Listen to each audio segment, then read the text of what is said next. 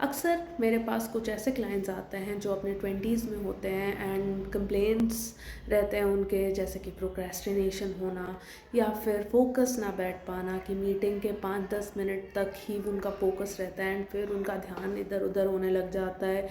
बहुत सारे प्लानिंग करते हैं बट वो ऑन पेपर नहीं आ पाता है। एज अ क्लिनिशियन हम ये चीज़ सुनते हैं।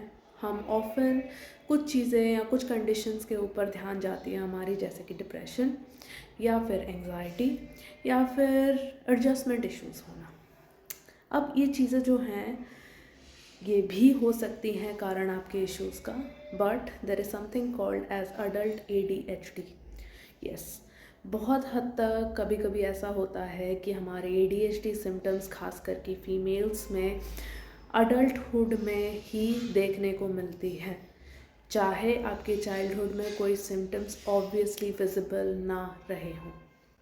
ये हो सकता है कि आपकी स्कूलिंग बिल्कुल सही चली, आपकी कॉलेज ईयर्स बिल्कुल सही चली, बट जैसे ही आप अपने आप से कुछ चीज़ें करने लगे या फिर आप जॉब में आ गए जहाँ पे आपको खुद ऑर्गेनाइज करना है चीज़ों को, जहाँ पे आपको एक प्रोटोकॉल फॉलो करना है, जहाँ पे डेडलाइंस होते हैं, जहाँ पे रिस्पॉन्सिबिलिटीज़ एंड रोल्स होते हैं, एक टाइमलाइन सेट कर दिया जाता है, you start facing issues in fulfilling those demands and it becomes very difficult for you to keep up with it.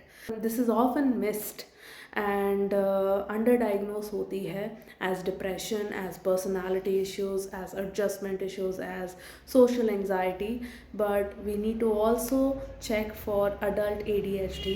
It's the least considered diagnosis but the most probable to happen. So if you're someone having particularly issues with procrastination and problems with attention and focus and impulsivity, all of these needs to be checked out and you need to be screened for adult ADHD, which might be probably able to best explain your condition. These tests and screenings need to be done by a qualified mental health professionals. कोई भी नहीं कर सकता है, आपको एक clinical psychologist के पास जाना पड़ेगा जो कि आपको हेल्प करेंगे, जैसे कि मैं या फिर कोई और क्लिनिकल साइकोलॉजी करके अपना RCSA लाइसेंस ले चुके हैं. For more such content on adult ADHD, you can follow me on this page. Thank you and see you in the next.